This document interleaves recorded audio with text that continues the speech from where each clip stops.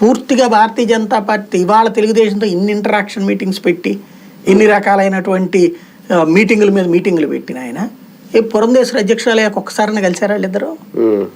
సోమవీర్రాజుతో ఎన్నిసార్లు కలిశారు? అది కూడా సోమవీర్రాజు వెంట పడుతుంటే కలవడమే తప్పించి ఆయనంతటా ఆయన ఇనిషియేటివ్ తీసుకుని వెళ్ళడమే తప్పించి పవన్ కళ్యాణ్ ఎప్పుడైనా కలిసారు? మరి అది చంద్రబాబు ఇంటి దగ్గరికి అర్ధజన్ సార్లు వెళ్ళారే. అంటే ఏదైనా సరే కొప్పున్నమ్మకి అందం ఎక్కువ అని చంద్రబాబు గారి దగ్గర డబ్బు ఉంది ప్లస్ పార్టీ ఉంది కాబట్టి స్ట్రాంగ్, ఈయన వాళ్ళ వెనకాల పడ్డారు.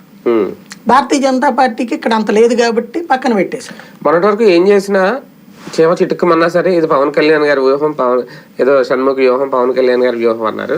ఇప్పుడు ఇదంతా పవన్ కళ్యాణ్ గారి వ్యూహమేనా? వ్యూహం బెడిసి కొట్టిందా? పవన్ కళ్యాణ్ గారే ఒక కన్ఫ్యూజన్ లో ఉండేటటువంటి పరిస్థితి. ఇప్పుడు బయటికి రావాలా ఉండాలా, ఎన్డీఏలో ఉండాలా బయటికి రావాలా అన్నటువంటిది ఆయనే కన్ఫ్యూజన్ లో ఉన్నారు. ఎందుకంటే భారతీయ జనతా పార్టీ అధిష్టానం ఈ రోజు వరకు పిలవలేదు చంద్రబాబుని కలిశాక, చంద్రబాబు వెళ్ళి కలిశాక. బాబుకి చెప్పాల్సింది చెప్పేసి బాబుకి ఏం చెప్పారో పవన్ కళ్యాణ్ కూడా తెలిసే ఉంది, ఆయన చెప్పి ఉండొచ్చు.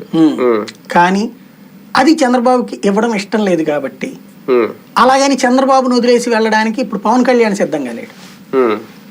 అలాగని ఎన్డీఏని వదులుకోవడానికి ఆయన ఏం చేయాలో అర్థంగా కన్ఫ్యూజన్లో ఉన్నారు. మేబీ ఈ 2022 తర్వాతన చంద్రబాబు గారు ఏదో ఒకటి తేల్చేసుకుని వాళ్ళకి చెప్పేసేసి ఇప్పుడు ఈ లోపు వాళ్ళకి అభ్యర్థులతో వాళ్ళతో మాట్లాడుతున్నారు కదా, మాట్లాడేసి బీజేపీ చెప్పిన దానికి ఓకే అవ్వాలి.